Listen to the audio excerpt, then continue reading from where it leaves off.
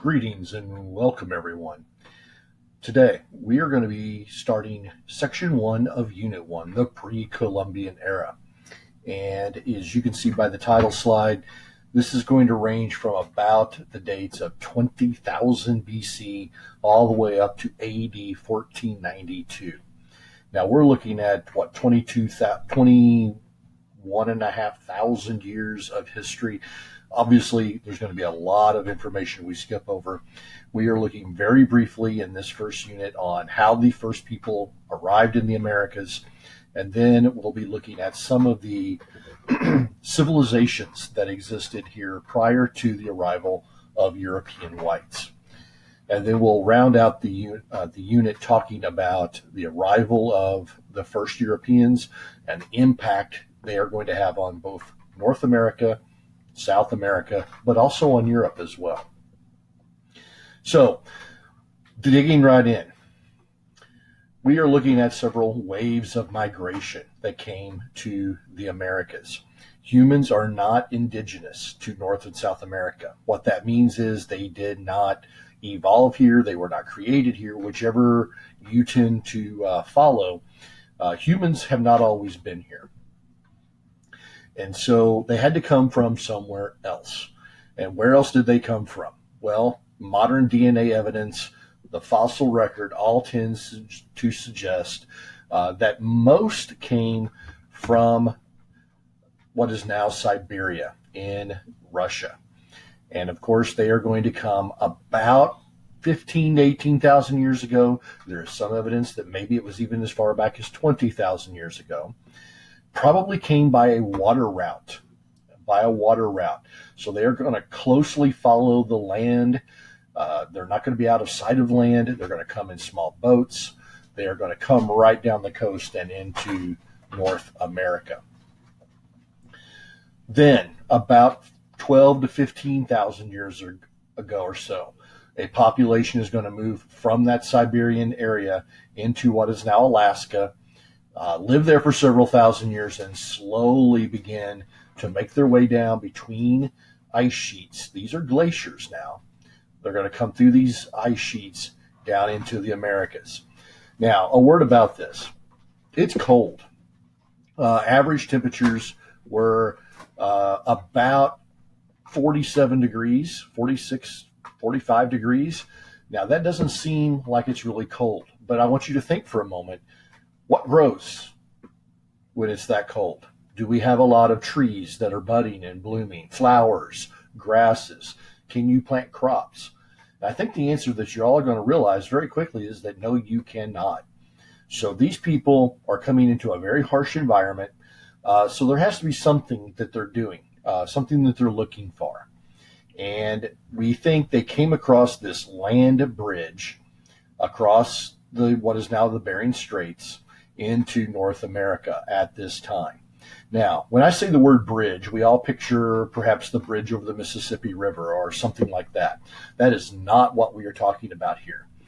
If you see this up here in the top left corner of the screen, Siberia and Alaska, this gray shaded area is the land that is exposed by these ice sheets, by the glaciers. This water is tied up in the glaciers. And so this is all land. So these people had no idea they were moving from one continent to another. They had no idea they were going to cross what we today would call a land bridge. This is 1,000 miles wide. It is full of grasses. It is full of wildlife and things like that. So this is a very inhospitable place, but they had no idea they were traveling from one place to another.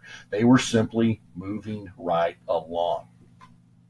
Finally, we believe once they got into North America, somewhere between 4 to 7 or 8,000 years ago, they began to spread eastward toward what is now the Atlantic Ocean and began to fill out the North American continent. Now, obviously, these people are going to keep going into South America as well. We're not going to get into South America as far as this discussion. Now, this map also shows one other thing, an Atlantic crossing route.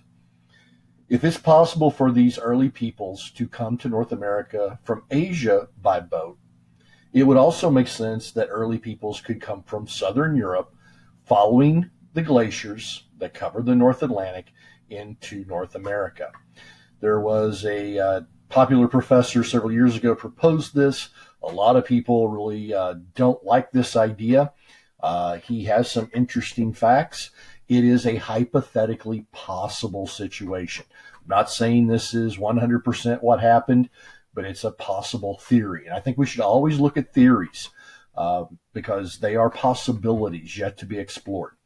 DNA evidence suggests that almost 98% of what is now what we would call a Native American DNA comes from Eastern Asia. But there is pieces that go back and are undetermined. So perhaps that's this early migration from Europe. Perhaps it is not. We simply do not know. Now, this is the kind of situation I kind of want you to think of. And I know it's a kind of a bright, stark white, but I want you to think of it's 45 degrees. It's a cold morning. There's a lot of fog. It's cloudy, if you will. And you're living in a very inhospitable place. This is your settlement. What I'm trying to make you understand is that this life is very tough. It is going to be incredibly difficult. And as you can see, there is not much by way of luxury here in this little settlement. So these early immigrants, I posed this to you a while ago, and I hope you've been thinking about it. Why did they make this journey? And this is simply another map showing that exact thing we just talked about. Coming from Asia across what we call the Bering Strait today, it's called Beringia, as a land bridge between the ice sheets into North America. And so ultimately, what are they looking for? And there is a video embedded in the Google Slides. I highly encourage you to watch that. It's called Across Atlantic Ice. And whether you believe the Atlantic theory or not, it is just as easy to see this as a way of life for the people crossing the Pacific. They are enduring the same sorts of climate and circumstance. So here's the big question that I posed to you a while ago. Why did these early people come to the Americas? What is the attraction and draw? It's not like they say, I'm going to America. They have no idea what's here. They don't even know they're entering a new land. So why are they coming? And the answer is very simple. It's food. They are nomadic. And as you remember from grade school, a nomad is someone who follows a food source from place to place. Now, they're not following crops. Please understand that. Crops are not going to be able to be grown at 45 degrees. Think about this, guys. We live in a very agricultural area. Do you see a lot of corn growing at 45 degrees? The fields that are corn fields or soybean fields in our area, when it's 45 degrees, those fields are barren. They've been cut. There is nothing growing. So this is the same as what these early people would expect. So what kind of food are they looking for? They are looking for animals that can be food. And here we have the mighty, I'm assuming this is a mastodon, and some early peoples hunting that mastodon with spears. Now I want you to think about that. This is a 10 to 15 ton animal. A ton is 2,000 pounds, so I'll let you do that math. It's going to stand up to 15 feet tall at the shoulder, and you're a modern human at 5'6", weighing 820 pounds. Good luck hunting this massive animal. Now, the mammoth is not a meat eater, but he is certainly not going to be happy being stuck with a sharp, pointy stick. He swings these tusks one way or the other. He crushes you. He steps on you. You are jelly.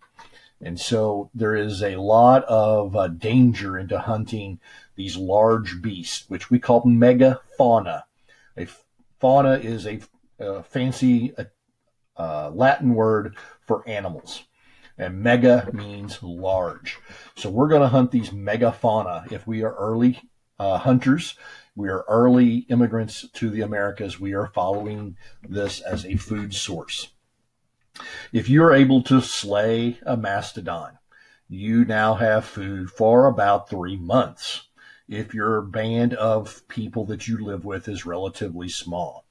The hide, of course, is going to be incredibly useful. The tusks are going to be used for building materials. They're going to be used for ceremonial objects. They are going to use as much of this animal as possible. Now, there are some other megafauna that we have to be aware of, too. Not all of it is friendly. Here's our mastodons again, the woolly rhinoceros, the saber-toothed tigers, horses, which were actually quite large at the time. They were either quite large or they were pygmies. They were very small. There were no horses the size of horses as we know it. There were some that were incredibly large and some that were incredibly small. They all are going to die out as that last ice age disappears. Horses will not come back until the arrival of the Spanish in the early 1500s. But this is the type of scene we'd be seeing in northern Canada or in perhaps Wyoming. It is a tundra. Not a lot is growing there. There's some looks like an evergreen of some sort, a pine tree perhaps, and little scrubby bushes, but not a lot of other cover. Here we have two other big megafauna species. We have the saber-toothed cat. Check out the fangs on this guy. We are talking about 8 inches of fang that can do you great bodily harm. This is like having a dagger shoved into your body. And these people these animals obviously are meat eaters. And this is the short-faced bear, quite ferocious, 15 feet tall as he stands up. He is a huge, hulking animal, and he also eats meat.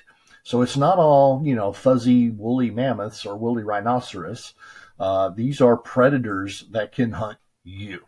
So we're talking about a very dangerous thing out here. And there's that woolly rhinoceros. If you can see behind that picture of me, there's a very large groundhog. Can I move myself up? I can't. That would be about the size of a modern German Shepherd. And finally, the ground sloth, 20 foot tall. Now, these things are sloths. They move very slowly. So early humans are going to hunt these. This is a lot of meat for your dinner table, so to speak. A lot of bang for your buck here. Armadillos are still... not armadillos, these spiky armadillo-like animals are still around in North America at this time too. They are going to be used for meat as well. So we have this community of hunters and gatherers. They are looking and following food. And we're talking about the megafauna. And here we have just a quick little picture. We have what I'm going to call a family grouping of early Americans.